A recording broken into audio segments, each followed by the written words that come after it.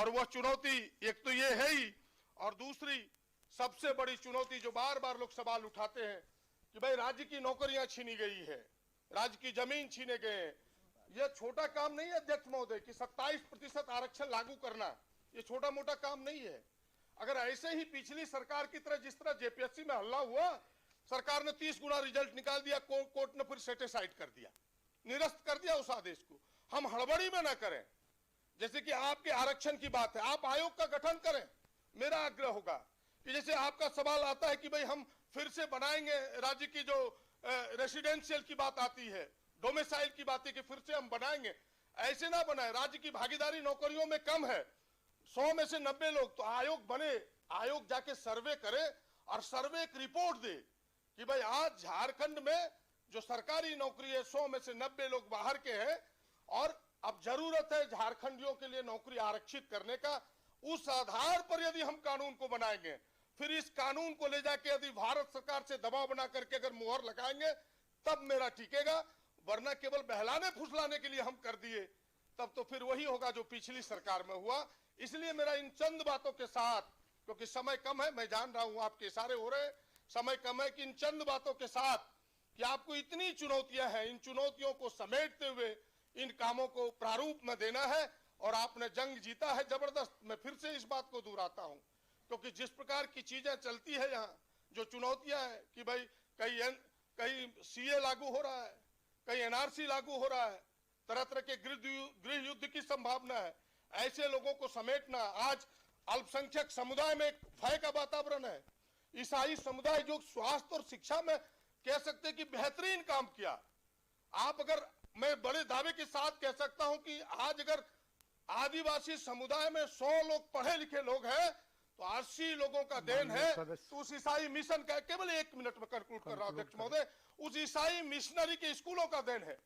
अगर स्वास्थ्य सेवा में कोई बेहतरीन काम किया तो उसने किया, आज उसके गर्दन पर तलवार लटक रही है।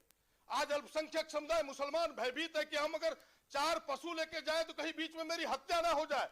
कौन करेगा ये मैं नहीं कहना चाहता, मैं इरफान साहब की तरह नहीं कह रहा हूं कि आरएसएस वाले कर रहे हैं कि बीजेपी वाले कर रहे हैं, लेकिन करने वाला ऐसा लोग है कि भारतीय जनता पार्टी के मंत्री उसे गले जरूर लगा रहे हैं। इसके प्रमाण है मेरे पास, तब तो इशारा हो जाता है कि भाई किसने कराया है। ये सावधानी बरतनी है आपको, और इन चीजों पर कड़ाई से पालन कीजिए, चाहे वो कोई हो, आरएसएस हो, बीजेपी हो, प्रदीप यादव के लोग हो, कोई लोग हो, उसको सजा कड़ी से कड़ी मिलनी चाहिए। कानून सबके लिए बराबर, कानून से कोई ऊपर नहीं हो सकता, तब भय का वातावरण समाप्त होगा। इन चुनौतियों को स्वीकार करते हुए आपने इस प्रस्ताव को लाया है, आपने इस बजट को लाया है। मैं आपके बजट का समर्थन करता हूं कि आप कामों को आगे बढ़ाएं और कटौती प्रस्ताव का विरोध करता हूं। धन्यवाद, नमस्कार, जोहर। माननीय सदस्य श्री बीरेंद्र नारायण जी।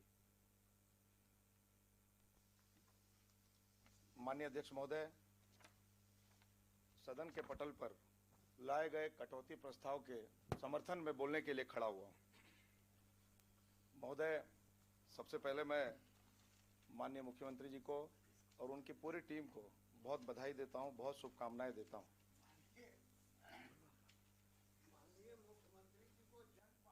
ये जंग जीते हैं तो जंग बहादुर होना चाहिए।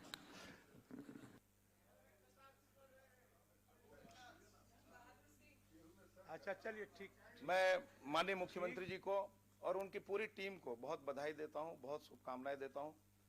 राज्य की जनता ने उन्हें बागडोर सौंपा है, उन्हें सत्ता की चाबी सौंपी है।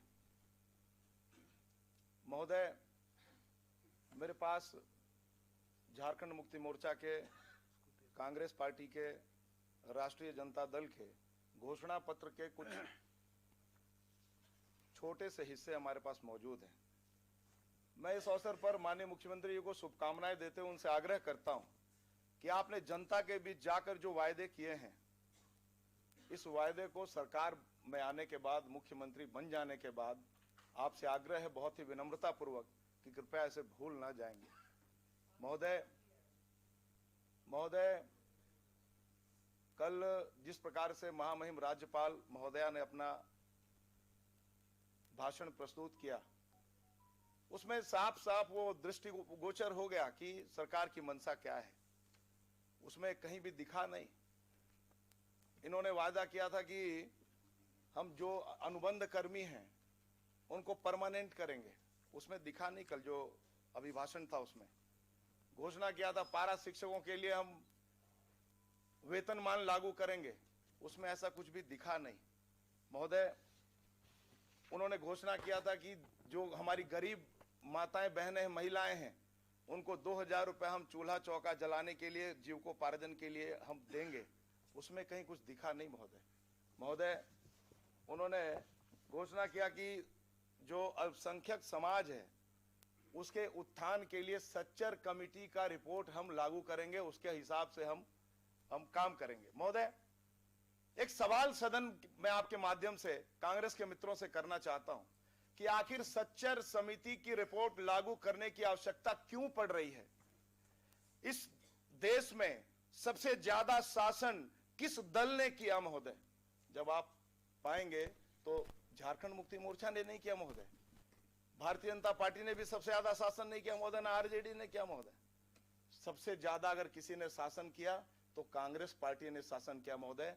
तो जो अल्पसंख्यक समाज के हमारे बंधु इस सभागार में मौजूद हैं, मैं उनसे जानना चाहता हूं कि आपकी दुर्दशा के लिए दोषी कौन है? आपकी दुर्दशा के लिए कोई दूसरा दोषी नहीं है। अगर कोई दोषी है तो कांग्रेस पार्टी दोषी है, दूसरा कोई दोषी नहीं।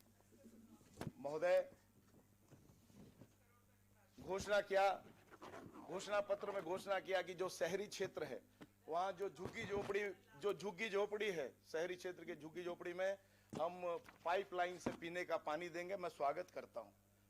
100 यूनिट बिजली मुफ्त देंगे, कनेक्शन देंगे, बिजली मुफ्त देंगे, मैं इसका भी स्वागत करता हूं। और प्रभु से प्रार्थना करता हूं कि प्रभु माननीय हेमंत सोरेन जी को पूरी ताकत दें, पूरी शक्ति दें, ताकि जो इन्होंने जनता से वायदा किया है वो निश्चित रूप से पूरा कर सके। और हम सारे लोग इसमें आपको भारतीय जनता पार्टी के लोग सहयोग करेंगे, आपको विश्वास दिलाते हैं।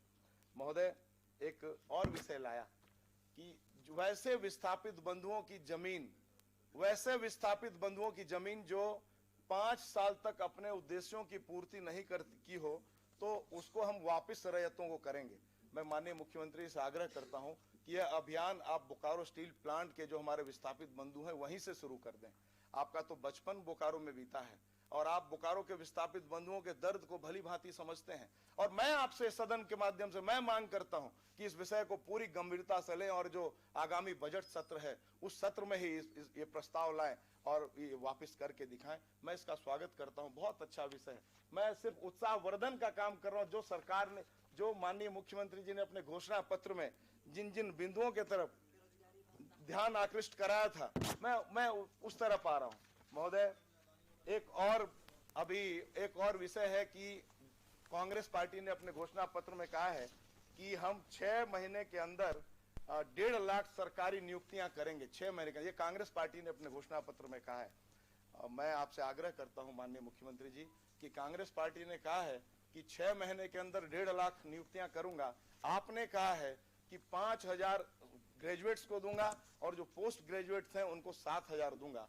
तो जब 6 महीने तक, जब तक आप नौकरी नहीं देंगे तब तक कम से कम इसी महीने से, जनवरी महीने से झारखंड के जो लाखों बेरोजगार हैं उनको बेरोजगारी भत्ता देने का काम करें। मैं आपसे आग्रह करता हूं, उनके साथ न्याय करने का काम करें। 6 महीने बाद बात कर रहे हैं। माननीय अध्यक्ष महोदय, जो विस्थापन आयोग के गठन की मांग की है, मैं इसका भी स्वागत करता हूं। और मैं आपसे आग्रह करता हूं कि विस्थापन जो समस्या है ये राज्यव्यापी समस्या है। ये सिर्फ बोकारो की समस्या नहीं है, सिर्फ बेरमो की समस्या नहीं है, सिर्फ चांडिल की समस्या नहीं है, सिर्फ बीसीसीएल सीसीएल की समस्या नहीं है, ये राज्यव्यापी समस्या है। और आपने जो अपने घोषणा पत्र में कहा है कि मैं विस्थापन आयोग बनाऊंगा और विस्थापितों की समस्या का निदान करूंगा, मैं इसका भी स्वागत करता हूं और आपसे आग्रह करता हूं कि जल्दी से जल्दी विस्थापन आयोग का गठन हो ताकि राज्य भर के जो विस्थापित हैं उनके साथ न्याय हो सके। महोदय,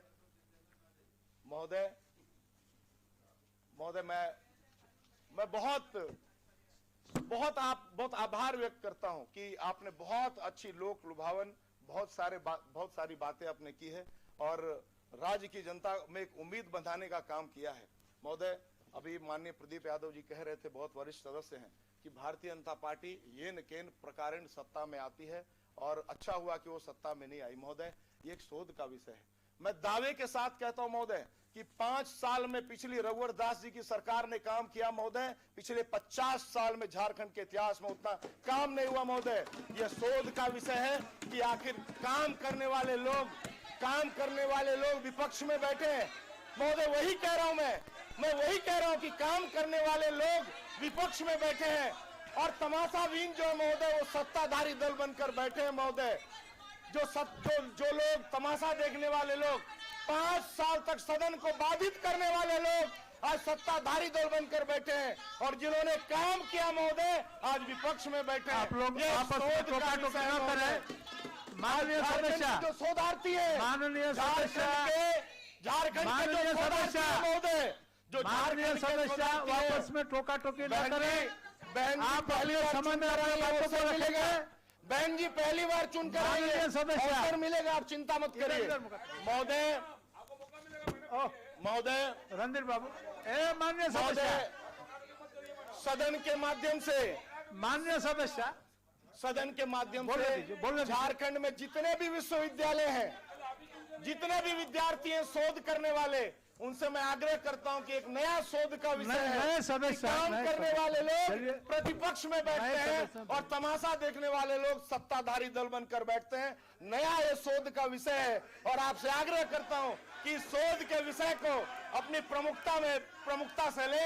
आप तमाशा अवसर दिया, बहुत बहुत तमाशा धन्यवाद। देखने वाले हैं, ये माननीय सारे लोग सदस्य तमाशा देखने वाले हैं। सुदेश कुमार ऐसा महतो मत जी। कीजिए, इस हटाए प्रोसीडिंग से, बोलिए। तमाशा देखने वाला। माननीय सदस्य श्री सुदेश कुमार महतो जी, उनका हो गया।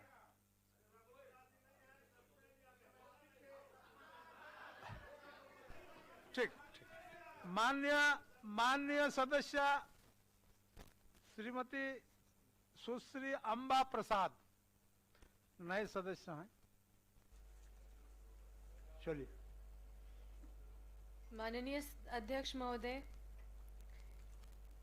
सबसे पहले तो मैं आपको आभार व्यक्त करना चाहती हूँ कि आपने मुझे वित्तीय वर्ष 2019-20 के निमित्त प्रस्तुत द्वितीय अनुपूरक बजट पर मुझे बोलने का अवसर प्रदान किया है। मैं प्रथम बार झारखंड विधानसभा सदस्य के रूप में मैं चुनी गई हूँ। इसके लिए मैं बड़कागांव विधानसभा की जनता, अपनी पार्टी एवं सहयोगी दलों की आभारी हूँ, जिन सब ने एक युवा महिला को जनता की सेवा करने का मौका दिया है। महोदय, झारखंड की जनता ने पूर्व की सरकारी खजाने का दोहन करने वाली सरकार को दरकिनार करते हुए महागठबंधन की पूर्ण बहुमत की सरकार बनाया है। मैं हमारे युवा, सौम्य एवं कर्मठ माननीय मुख्यमंत्री श्री हेमंत सोरेन जी को धन्यवाद व्यक्त करती हूँ कि वे प्रदेश की बागडोर संभालते ही इस वित्तीय वर्ष में सदन में द्वितीय अनुपूरक बजट लेकर आए हैं। महोदय, मैं इस बजट के समर्थन में खड़ी हूँ। पूर्व की सरकार द्वारा सरकारी खजाने को रिक्ति की ओर झोंक दिया गया, जिसे भरने का कार्य वर्तमान सरकार कर रही है। महोदय, माननीय राज्यपाल महोदया ने अपने अभिभाषण के आरंभ में पंडित जवाहरलाल नेहरू के कथन, आप दीवार के चित्रों को बदलकर इतिहास के तथ्यों को नहीं बदल सकते, को उद्धृत करते हुए झारखंड के सर्वांगीण विकास की कामना की है।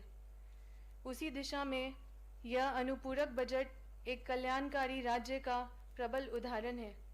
यह अनुपूरक बजट गरीबी और बेरोजगारी, जो कि पूर्व की सरकार के द्वारा बैगेज के रूप में प्राप्त हुई है, को कम करने की दिशा में काम करेगा।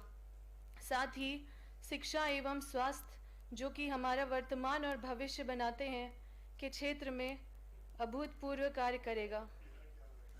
महोदय, क्योंकि समय कम है, अतः अंत में मैं कहना चाहती हूँ कि मुझे और मेरे पार्टी को पूर्ण विश्वास है कि हमारा झारखंड इस बजट के माध्यम से सर्वांगीण विकास की ओर अग्रसर हो चुका है और आने वाले समय में देश का सर्वोत्तम राज्य बनेगा। आपने मुझे बोलने का अवसर प्रदान किया है, इसके लिए मैं पुनः आपको हृदय से धन्यवाद देती हूँ। जय हिंद, जय झारखंड। माननीय सदस्य अमर कुमार बावरी जी। धन्यवाद अध्यक्ष महोदय। इस अनुपूरक बजट के कटौती प्रस्ताव के पक्ष में बोलने के लिए आपने मौका